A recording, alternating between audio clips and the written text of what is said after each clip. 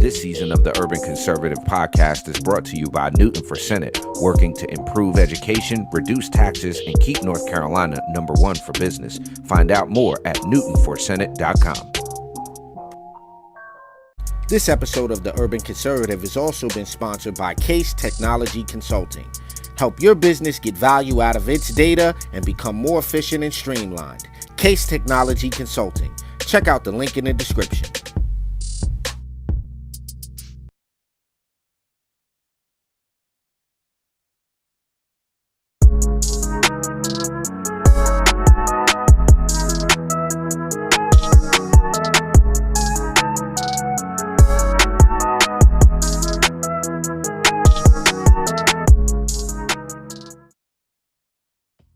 All right, ladies and gentlemen, you know what it is. It's Monday morning. It's 9 a.m.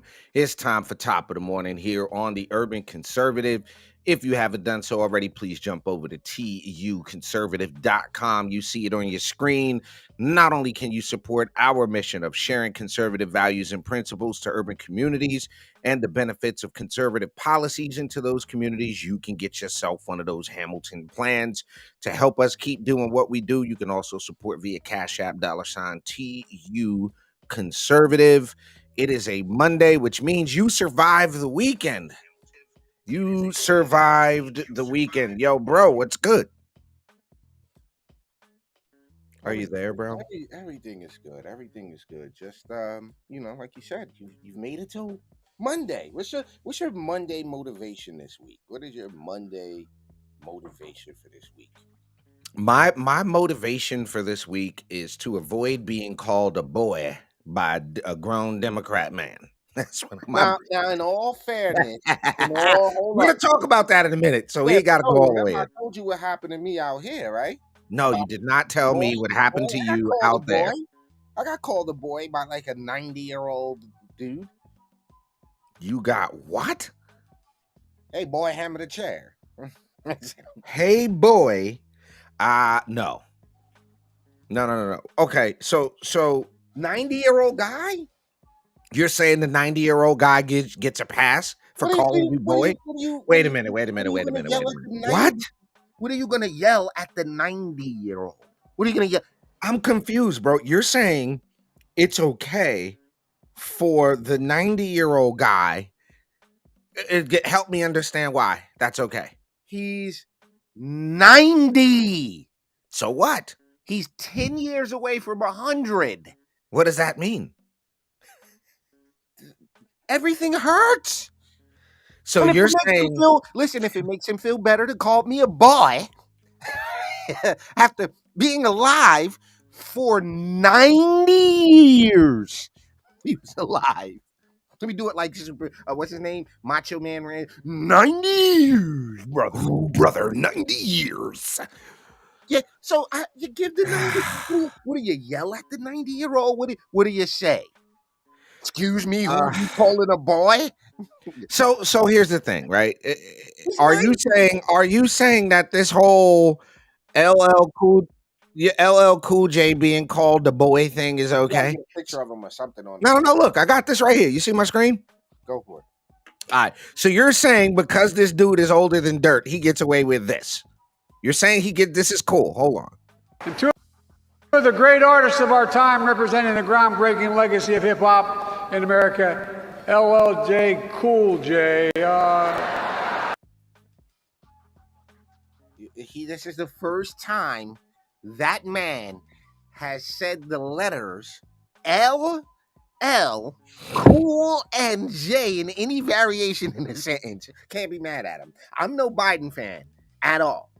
But he's never even seen the letters L next to an L, next to the word cool, followed by a J. Nor has he no reference point. Now, this is another reason Joe need to go sit his ass down somewhere, though. Okay. Did he call him a boy? Where's the boy? Oh, Cool J. LL Cool J. By the way, that man's got biceps bigger than my thighs. I think he's been an MC Light. Both of you, thank you. You think he's been what? Hold up, go back. You think he's been what? You think he's been what? By the way, that man's got biceps bigger than my thighs. I think he's been an MC Light. What in the hell trail off thought was that? You said, I think he's been what? I what? think he's been what? So does he get props? Okay, here's the question. Does he, because he said that man, he came back and corrected it and said man, does he get a pass? All right, so let's, in all fairness, right? Dana White of the UFC calls everybody kid. Whether you're That's not the same thing. Hold on, whether you're 50 or it's not the same thing. You know, the kid. I'm only bringing it up to say. All right, yeah. Dana White would not call a 45-year-old fighter a kid. Dana calls this is what I'm trying to tell you. Okay. Dana White calls everybody kid. Okay. You got Israel Adesanya, the champion of the world, 30-something years old. What does he say? You know, the kid came out there and he fought. You know, that kid will fight anyone. So are you saying because Conor McGregor kid? So we're saying that Biden gets a pass for this one. We're not. No. What? Because that what I'm saying is that felt very. What's the word I'm looking for? His boy felt very. There was a lot of antebellum energy in his boy. That's all I'm saying. Yeah, but he doesn't come from that. He doesn't. But it's the energy was that just. Nah, you're living. By the way, that man's got. No. I feel I know he don't come from that, bro. He's old enough to be around. He's what, 140? This guy? Okay, so we're saying he gets a pass for this boy comment. No, I didn't say he gets a pass. I'm saying what do you expect to come out of his mouth at this point? Oh, like, what's the story? Like, what is the story? What is the big hoopla? So apparently everybody's mad because he called him a boy and he's racist. I mean, you're being too sensitive. You're being. You think so? So the people that are saying he called him a boy, whatever. Yeah, it's whatever. Okay. So there you have it. No big deal. Man, whatever, man. Like, what do you expect out of the walking skeleton's mouth? What are you anticipating is coming from that fried mass of neurons in his head? What do you think is coming from that lump of political jelly between his shoulders? What do you think is happening? You know, that hamster slowed down on that wheel a little while ago, guys. It can't be, you know? Yeah, ladies and gentlemen, you're checking out Top of the Morning here on the Urban Conservative. Give us a like, share, follow, subscribe. Don't go anywhere. We're going to come back. Your man, Al Sharpton, thought it was a good idea to weigh in on guns. We'll be right back here on Top of the Morning. Don't go nowhere. Oh, my God. He said fried mass.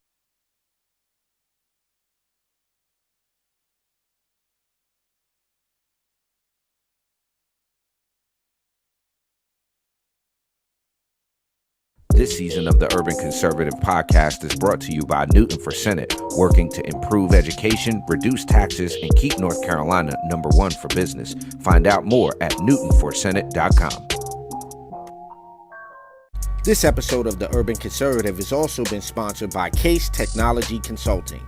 Help your business get value out of its data and become more efficient and streamlined. Case Technology Consulting. Check out the link in the description.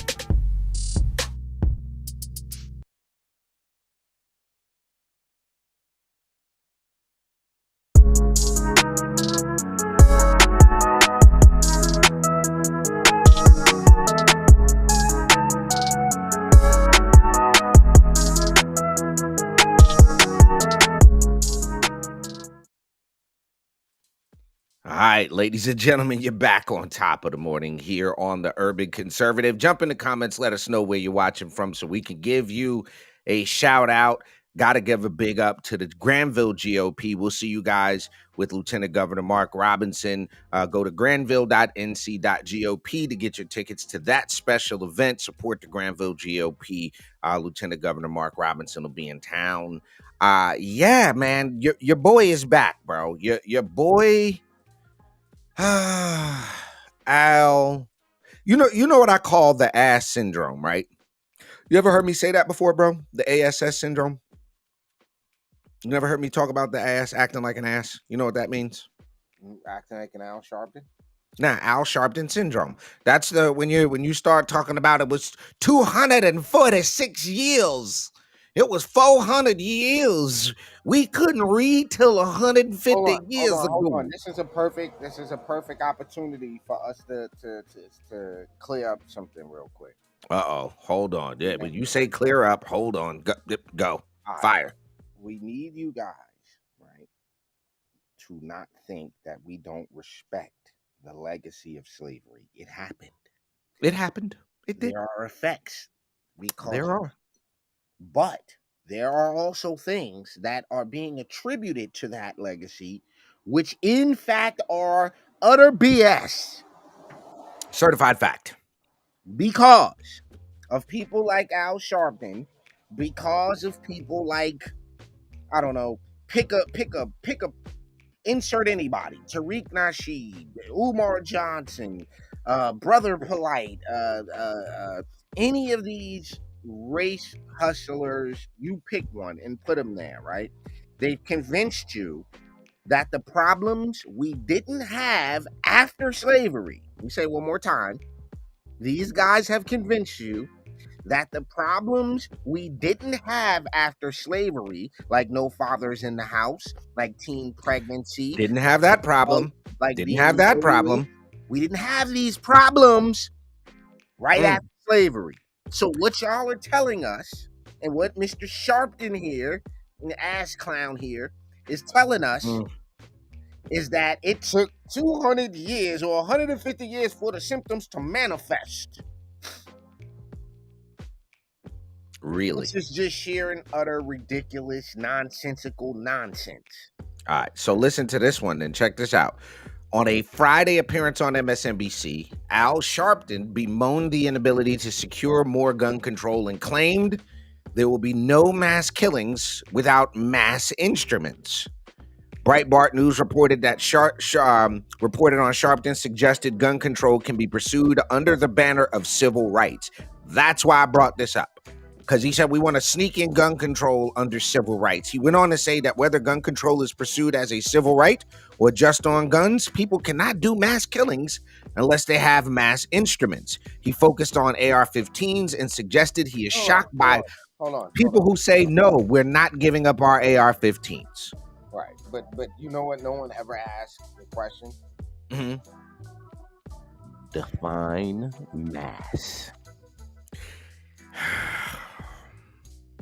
Okay, so let me ask you a question. Mass, because if mass is 2 and mass is also 13, is mass 119 or is mass 2? Which one is mass? He didn't mention the work done via a partnership between Northeastern University, the AP, and USA Today, which traced mass killings back to 2006 and shows semi-automatic handguns are far more common in mass killings than guns that are typically characterized as assault weapons, such as AR-15s. Now, these dumbasses don't even realize is that pretty much all guns are semi-automatic. They don't even realize that. Graphs used by Northeastern AP USA Today show handguns are used in mass killings almost twice as much as long guns. So the latter being a category which includes shotguns, rifles of every kind.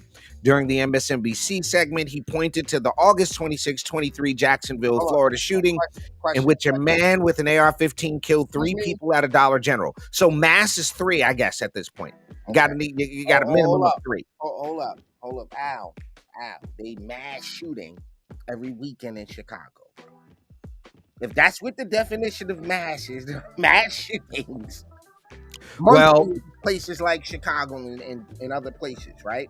Well, look, what he didn't do is this. He didn't mention the April 16th, 2007 Virginia Tech shooting in which an attacker with 2 handguns killed 32 people. He omitted the November 2021 incident. Darrell Brooks Jr. drove over people during a Milwaukee parade, killing 6. He left out July 14th, 2016 in Nice, France, when a terrorist used a truck to kill 86 people. So the claim that semi-automatic AR-15 style weapons or whatever, we would stop mass killings if that was a thing. That's wrong. It's just wrong. Excuse me, sir. You in the corner, sir. What weapon kills more people than anything else in America? You know what I'm gonna go with? What? I'm gonna go with a hammer. I think more people in the United States die by a hammer than we account for. Okay, so look it up. Okay, hold on. Now you got me. I'm gonna go look. What weapon kills most people in the U.S.? Handguns are by far the most common murder weapon used in the United States, accounting for 6,012 homicides in 2021. This is following. Stop. How many? There you go. It's on your screen. 6,000 homicides in 2021. All right, I want you to open another tab, and right next to that, I want you to put how many people, what is the leading cause of death in America? Like the top causes of death. What are the top causes? Before we go to this next segment. So we got 6,000 homicides. Top causes of death. So let's just get some kind in the U.S. Okay, let's do that right now. We got 6,000 people bodied by handguns. Okay. All right. So here you go. This is the screen right here. You see it? Okay. So here you go. Number of deaths. Heart disease is number 1. Cancer is number 2.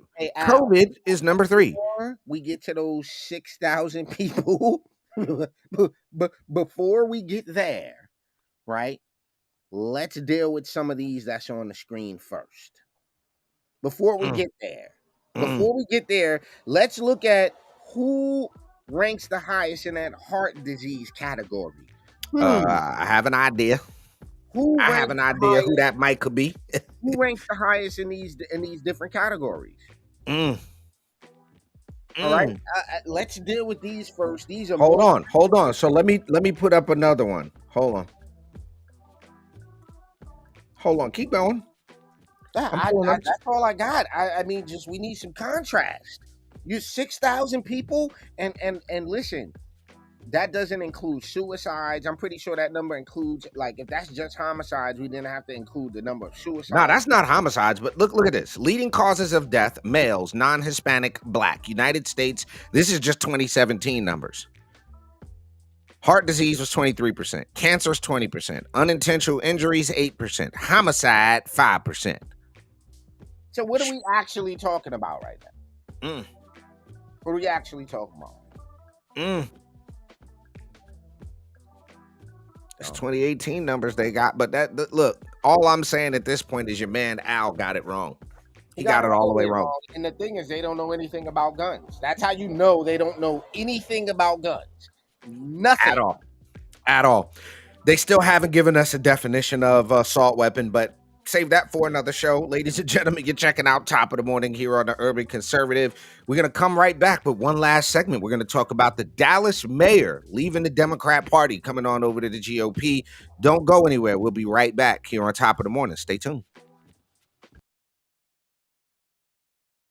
Just because you're Black doesn't mean you have to vote Democrat. This year, in order to see benefits for our communities, we need to vote outside the box. Find out more by visiting us at TUCONSERVATIVE.com.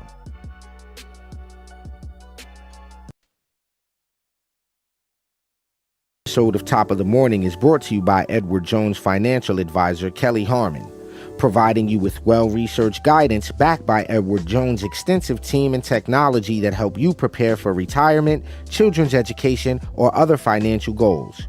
Call 252-473-1006 or visit the link on the screen.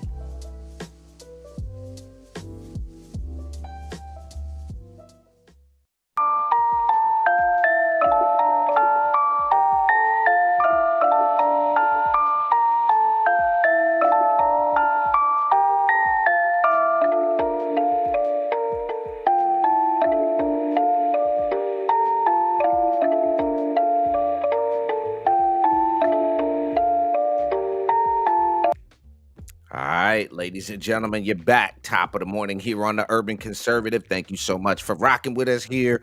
As always, I'm being joined by my twin brother, Raheem, Architect Soto. Good news, man. I don't know if you've heard about this, but this is, in my opinion, this is really, really good news.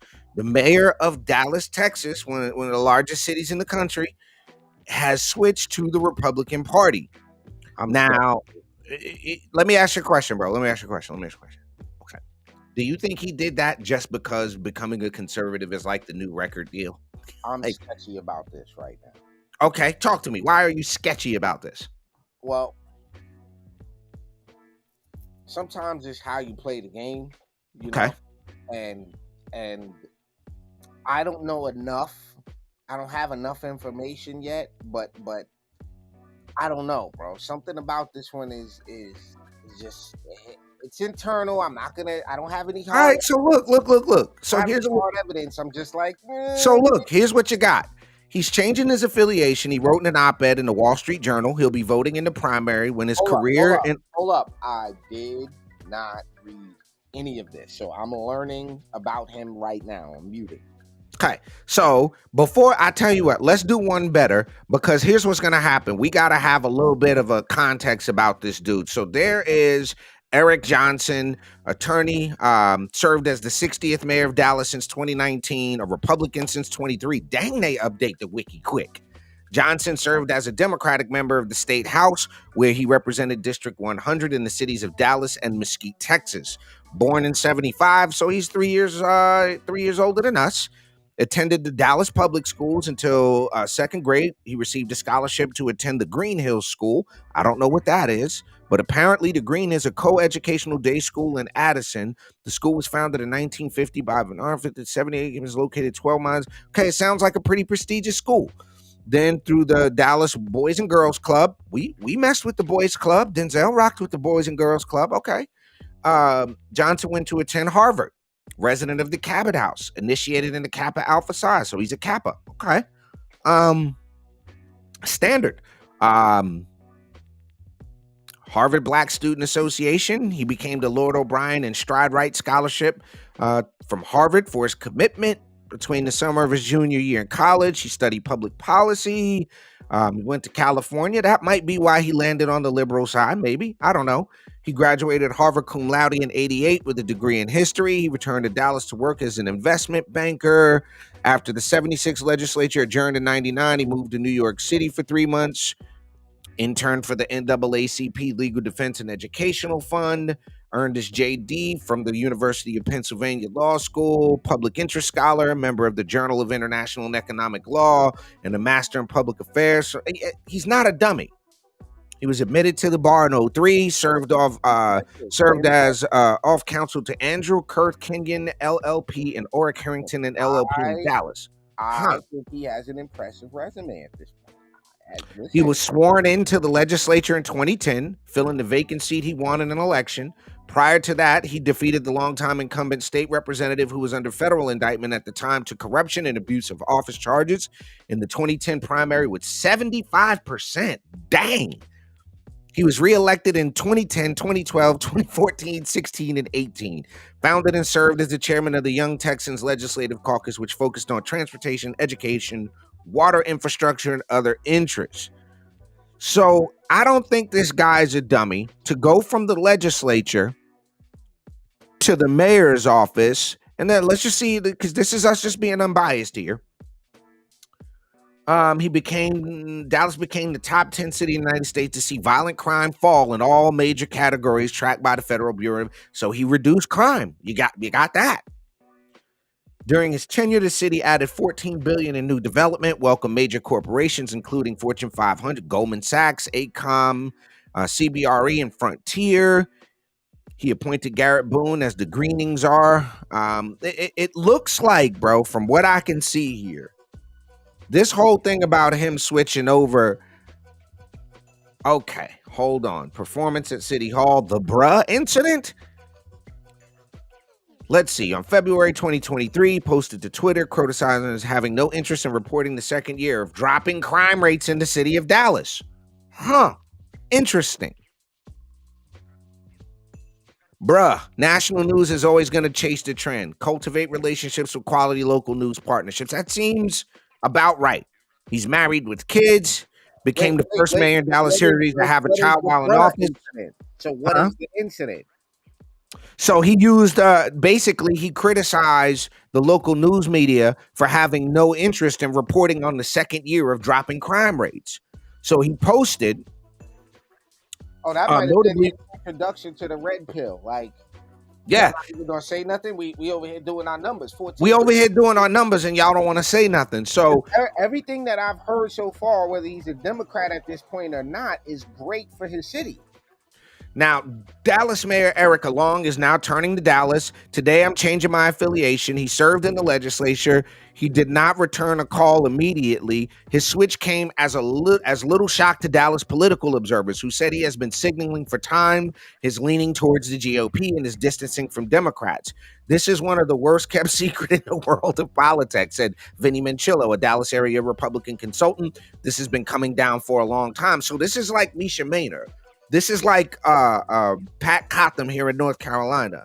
State Rep John Bryan, a Dallas Democrat, took to the social media X. He just said it was the worst kept secret. Well, that's probably, I felt like that's why I felt some type of way about it was that now that you've said that, now it I lost you. What did you say? Not that it was sketchy, right? That just validated and suspicion is too strong of a word. But you saying it was the worst kept, him saying it is the worst kept secret in the world of politics locally. But that's what I was like. This doesn't feel like a surprise. Like, you know what I'm saying? Like, oh, well, wow. Look, one of the district Democrats, if you see what's on the screen, said switching parties. I didn't know he was a Democrat, so he must have been in there doing. In his op-ed, he made the case for how his vision for Dallas aligns with the GOP, noting his support for law enforcement, low property taxes, and fostering a business-friendly environment. Over the course of his tenure, he's backed anti-crime initiatives. That's too rational of a statement, right? What you mean? The Democrats, say that again. Say what you just said again.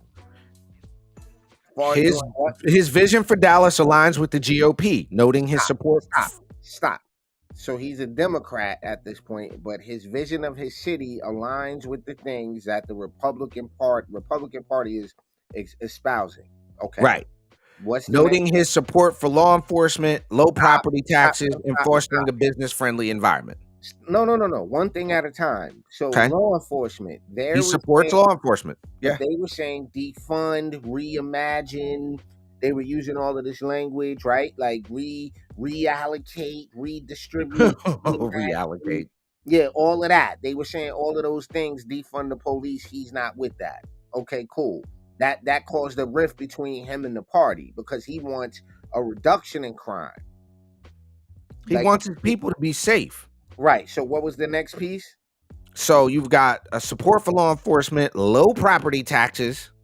And that, I mean, if we need to talk about that, we don't. We don't. Okay. And a business-friendly environment. So after his reelection, community safety and a place where people want to come, developers, big business want to come and set up headquarters and businesses and franchises and build things and do things in your city. So when he got reelected, he invited 2 Republican U.S. senators, John Cornyn and Ted Cruz, to attend his inauguration, which some observers complained improperly injected partisanship in the nonpartisan space because these seats in Dallas are not technically finger quote nonpartisan. But bro, when I ran for city council and I ran nonpartisan, do you know what the number one question I got was? What are you, Republican or Democrat? Facto. So real quick, as we close this out, the mayor of Dallas is now in the hands of a Republican mayor. He said he's going to be voting in the Republican primary. I think this is a great opportunity. I know there are some folks who are saying, oh, you know, and lifelong Republicans in some regards, some of them are going to go, yo, I don't trust this dude and it's too this and that. And I don't want no lifelong Democrat in my party. I think you should go look at his resume and I think you should go look at what he's accomplished. Right.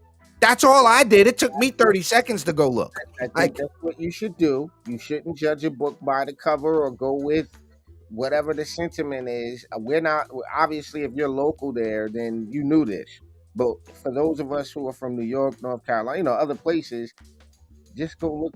Listen, maybe we need more of our mayors in black cities to follow the pattern and like right, get somewhere. right. Because he's putting Right. up his numbers. I don't care if he was a Democrat. Like, that's the thing. We as Republicans, you got to give credit where credit is due too. You can't just, oh, he's a Democrat, I don't care what nothing he got to say about nothing. Listen, he's been doing amazing things for a city. What are we talking about?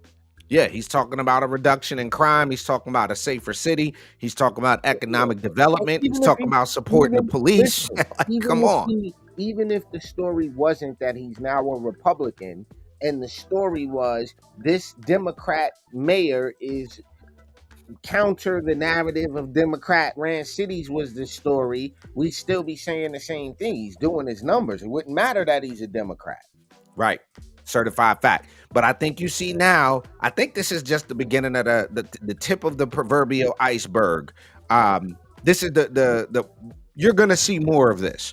I think you're going to see more of it, but we will stay tuned and keep our eye on it, see what happens there in Dallas, Texas. Again, the Dallas mayor has switched from Democrat to Republican, making Dallas a major city with a Republican mayor. We need to try to figure out how to get out to Dallas. But again, ladies and gentlemen, you've been checking out Top of the Morning here on the Urban Conservative. We'll see y'all tonight, 8 p.m. for the Urban Conservative podcast, and right back here for Top of the Morning, Monday through Friday, the best 30-minute morning show on the planet.